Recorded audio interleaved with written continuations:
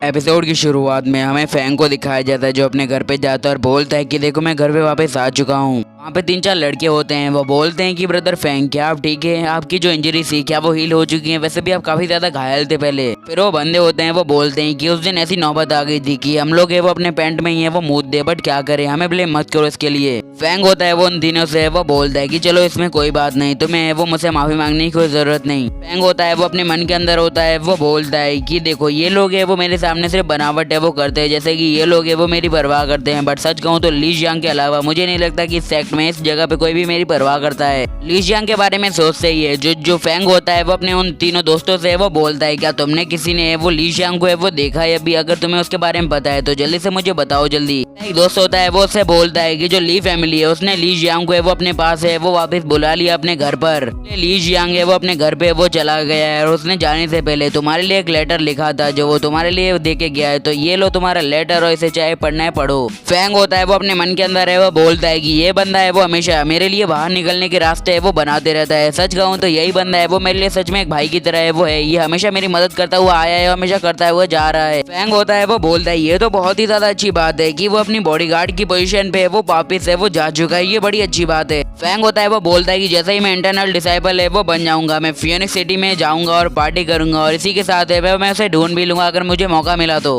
अचानक से उस कमरे में कोई बंदे वो एंट्री मार लेते हैं और जितने भी उसके दोस्त होते हैं वो कमरे के बाहर है वो देखने लगते हैं, तो वो बंदे होते हैं वो उससे बोलते हैं कि साले फड्डू तू अंदर बैठा है, देखो 15 नैन मास्टर जी है वो अभी भी है वो रेडी बैठे हैं, जल्दी से जाओ उसके पास वरना तुम्हारा अंजाम है वो हमें नहीं होता। वहाँ पे तो बंदे होते हैं वो एंट्री मारते हैं और बोलते हैं कि तुम में से यहाँ पे ब्रदर ये कौन है, यानी ये फैंग की बात कर रहा होता है। वो दोनों होते हैं वो सामने है वो फैंग की तरफ देखते हैं और बोलते हैं कि ये चिकने लड़के क्या तू ही फैंग है, अगर तू फैंग है तो तू यहाँ पे वो कर क्या रहा है, तुझे कब से वो ऑर्डर दिए गए हैं कि तुझे यहाँ पे नहीं रुकना है, यहाँ से जाना है। वो दोनों बंदे होते हैं वो फैंग को है वो बोलते हैं कि तुम्हें यहाँ पे रुकने का है वो कोई भी अधिकार है वो नहीं, और तुम यहाँ पे वो फिर से वो खड़े हो तो इसके लिए मैं तुम्हें क्या ही बोलूँ। फिर वो दोनों होते हैं वो फैंग से वो बोलते हैं कि अगर तुम फिर भी है वो यहाँ पे रुकना चाहते हो तो तुम्हें कुत्ते की तरह वो रहना होगा, और कुत्ता रहना किसी को भी है वो पसंद नहीं है, बहुत ज्यादा शेमफुल है। तो अचानक से वो फैंग है वो उठ खड़ा होता है और वो सामने की तरफ है वो जाने लगता है। फैंग के दोस्त होते हैं वो उससे वो बोलने लगते हैं क्या तुम उन दोनों को है वो भड़काने की वो कोशिश कर रहे हो, क्या तुम्हें पता भी है कि वो स्टेज ऑफ प्रोफाउंड रेल्म के वो लोग हैं, कल होने वाली एग्जाम में वो भी है वो काफी ज्यादा पावरफुल है वो बनने, क्या तुम उन्हें सोचे हो कि तुम उन्हें हरा भी पाओगे। फैंग होता है वो अपने दोस्तों से वो बोलता है कि तुम्हें क्या लगता है कि मैं इसे सिर्फ उकसाने की है वो कोशिश कर रहा हूँ, अगर तुम्हें ये लगता है तो तुम्हें वो बिल्कुल भी है वो गलत लगता है, मैं ये वो नहीं करना चाहता बल्कि मैं कुछ और करना चाहता हूँ। तभी जो एक बंदा होता है वो अटैक करने के लिए फैंग पे वो आगे बढ़ता है और बोलता है कि लगता है तुमने मास्टर जी की बात को है वो अपने दिल पे है वो अभी तक नहीं लिया है, तुम्हें समझ जाना चाहिए कि अगर तुम उनकी बात को है वो नहीं मानते तो तुम्हारे साथ है वो क्या होगा। वो बंदा होता है वो उस पर अटैक करते हुए बोलता है कि तुमने वो मास्टर जी की बात है वो नहीं मानी है, इसकी सजा के तौर पर आज मैं तुम्हें वो आकाश के चक्कर है वो लगवाऊंगा, आज तुम्हें इस दुनिया से वो बाहर निकाल दूंगा, तुम्हें पता भी नहीं चलेगा। उसके ये अटैक करने के बाद ही है वो वहाँ पे काफी ज्यादा ब्लड है वो छा जाता है। मास्टर जी के जो चमचे वहाँ पे आए होते हैं उन्हीं के साइड में से पता नहीं कोई है वो उड़ता है वो वहाँ से चला जाता है, जो कि काफी ज्यादा आवाज कर रहा होता है, जैसे किसी को भर भर के किसी ने बेल्टों से जूतों से वो हर तरीके से वो एकदम लपेट के मारा है। फिर हमें पता चलता है कि वो तो मास्टर जी का ही है वो चमचा होता है, उल्टा है वो फैंग से वो पिट चुका होता है और वो बोलता है कि नहीं यार इसने तो मेरा मुंह है वो बुरी तरीके से वो तोड़ दिया, मैं क्या करूँ, और वो है वो बड़ी रफ्तार से नीचे गिर जाता है। तो फैंग के वो तीनों दोस्त होते हैं वो बोलते हैं कि ये फैंग ने जाओ फे यंग को है वो बड़ी रफ्तार से वो मार के वो एक ही थप्पड़ में वो पछाड़ दिया है, आखिर ये कैसे हो सकता है, कहीं मेरी आंखें हैं मुझे ही तो है वो धोखा नहीं दे रही, बिकॉज इतना ज्यादा पावरफुल बंदे को है वो एक ही स्लैप में वो कैसे वो हरा सकता है, ये बहुत ज्यादा बड़ी अचरज की बात है। फिर कुछ बंदे होते हैं वो बोलते हैं कि लगता है ऐसा हो सकता है कि जो जाओ फे यंग होता है वो प्रोफाउंड रेल्म का है वो अभी वॉरियर है वो नहीं बना होता, सब ये अफवाह फैली हुई है। बस पता चलता है कि फैंग के मुंह पे भी है वो काफी ज्यादा तेजी से वो थप्पड़ है वो पड़ा होता है, मतलब वो उसके मुंह पे भी चोट है वो आई होती है। वो बोलता है कि अगर ये गुस्ताखी तुमने 8 साल पहले वो की होती तो शायद तुम्हें वो आज जिंदा नहीं होते, बट आज के लिए मैं तुम्हें एक मौका दे रहा हूँ कि तुम अपनी जान बचा के वो यहाँ से भाग सको, इसलिए मैं आज तुम्हें नहीं मारूंगा। फैंग होता है वो बड़े गुस्से में वो आ जाता है और बोलता है कि तुम लोग है वो अभी मेडिसिन हाउस को है वो छोड़ के चले जाओ, वरना मैं तुम्हारी क्या हालत करूंगा मुझे खुद भी नहीं पता, तुम्हें मार मार के भरता बना दूंगा।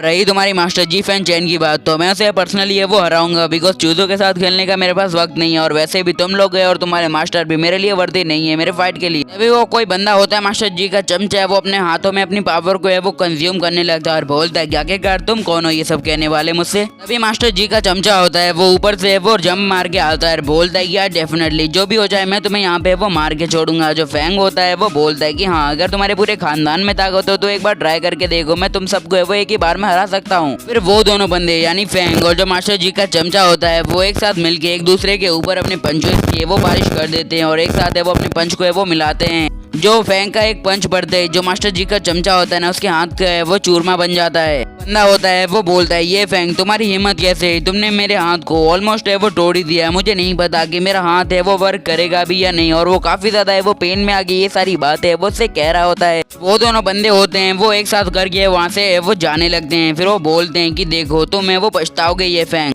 वो बोलते हैं कि मास्टर जी है वो तुम्हें वो बिल्कुल भी है वो माफ नहीं करेंगे बिकॉज तुमने वो हमारे ऊपर हाथ उठाने की वो जरूरत की है और उन्हें पसंद नहीं की कोई भी उनके खास लोग के ऊपर है वो हाथ उठाए और तुमने ये गलती की है। होता है वो उसके चमचों से वो बोलता है कि जाओ अपने मास्टर जी से वो बोल दो कि आज ये सब खत्म नहीं हुआ है, जो मैंने तुम्हारे साथ किया है वो तो सिर्फ है वो इंटरेस्ट है और जब मैं वो अपनी पे आऊंगा तो मैं तुम सबको है वो नहीं छोड़ूंगा और कल जो इंटरनल एग्जाम होने वाला है उसके दौरान भी है मैं रेस्ट की है वो मांग करूंगा। तभी फैंग होता है वो काफी ज्यादा लंबी है वो सांस लेता है और फिर उन बंदों से वो बोलता है कि देखो मैंने जो भी कहना था वो मैं कह चुका हूँ, अब तुम्हारे लिए सिर्फ मैं एक ही बात कहना चाहता हूँ अभी के अभी मेडिसिन रूम से वो बाहर निकल जाओ, वरना जिस रूम में वो तुम खड़े हो तो मैं तुम्हें वहीं का है वो मतलब हमेशा के लिए निवासी बना दूंगा, मतलब तुम्हारी इतनी है वो हड्डियां तोड़ूंगा कि तुम जिंदगी भर यहीं पे रहोगे। अगले सीन में हमें किसी माउंटेन को है वो दिखाया जाता है जहाँ पे कोई बोलता है कि आज तक किसी ने भी फैंग की है वो कोल्ड साइड है वो नहीं देखी है, पता नहीं वो क्या क्या है वो कर सकता है। आज तक जिसने भी ये फैंग को है वो टकराने की है वो कोशिश की है शायद ये वो कभी उठ खड़ा हो, अब मुझे नहीं पता कि मैं उसके लिए क्या बोलूँ, दैट्स व्हाई मैं कुछ भी नहीं बोलना चाहती। फिर है वो बोलती हैं कि कल है जो इटरनल एग्जाम होने वाली है वही उसका है वो लास्ट मौका है उसकी सक्सेस का। अगले सीन में हमें माउंटेन के बैक साइड का सीन है वो दिखाया जाता है। अगले सीन में हमें दो लड़कियों के वो दिखाया जाता है, जो दो लड़कियां होती हैं वो किसी से वो बोल रही होती है कि मैम इतनी रात में किसी भी जगह पे भी रुकना है वो काफी ज्यादा है वो खतरनाक हो सकता है, हमें ऐसा करना चाहिए, हमें यहाँ से चलना चाहिए। उसी लड़की के साथ में एक और लड़की होती है वो बोलती है कि अरे तुम इस किस बारे में वो बात कर रही हो, क्या तुम्हें पता भी है तुम क्या कह रही हो, मैम है वो काफी ज्यादा ये वो पावरफुल है, उनके सामने कोई भी है वो टिक नहीं सकता है शायद। वो बोलते है क्या तुम हमारी मैम को ये फैंग के साथ है वो कंपेयर कर रही हो, तुम्हारी हिम्मत कैसे हुई। मैं उनकी लेडी को है वो दिखाया जाता है जिसका नाम होता है रुएन जियाओ कि रुएन फैमिली की है वो यंग लेडी होती हैं कि यहाँ पे वो प्रैक्टिस करने के लिए आई होती हैं। तो जो रुएन होती है वो बोलती है कि हाँ ये कोई भी बड़ी बात नहीं है, जिस बंदे ने प्रोफान रन को है वो अपनी छोटी सी उम्र यानी 8 साल की उम्र में वो पार कर लिया था, अगर वो दो बंदों को है वो हरा देता है यानी मिस्टर जी के दो बंदों को है वो हरा दिया कुत्तों को हरा दिया तो क्या फर्क पड़ रहा है इससे, और ऐसी तो बिल्कुल भी नहीं है कि वो मेरे साथ है वो कंपेयर करने के लायक भी है। रुएन जियाओ होती है वो बोलती है कि देखो एक हमेशा एक कीड़ा होता है वो कीड़ा ही है वो रहता है, अगर वो कितनी भी है वो कोशिश कर ले कितनी प्रैक्टिस क्यों ना कर ले उसका है वो लेवल अप नहीं हो सकता। चाहे वो कीड़ा एक ड्रैगन बनने की कोशिश करे बट वो एक कीड़ा है वो कभी भी वो ड्रैगन नहीं बन सकता, उसे अच्छे से पता है फिर वो ट्राई करेगा। रुएन जियाओ होती है वो बोलती है कि इस दुनिया में या फिर कहीं इस जगह पे वो मुझे कोई भी है वो नहीं हरा पाया है, इसलिए मैं चाहती हूँ कि वो ड्रैगन है वो सबसे पहले मुझे मिले जो मुझे वो हरा पाए, मैं खुद से वो एक बार हारना चाहती हूँ। गाइस एपिसोड तो खत्म हो चुका है बट एक इन्फॉर्मेशन सुन के वो जाओ। गाइस फर्स्ट ऑफ ऑल मैं बता दूं इस सीरीज की वीडियो इसलिए नहीं आ रही थी बिकॉज मुझे नहीं पता इस सीरीज के फुल्ली चैप्टर है वो कहाँ पे अपलोडेड हैं, अगर आप में से किसी को भी पता है तो प्लीज मुझे मेरे इंस्टाग्राम पे वो मैसेज करके मुझे बता दीजिए। तो अपने भाई की ये छोटी सी हेल्प है वो जरूर करना, तब तक के लिए bye, good bye, sayonara, bye bye.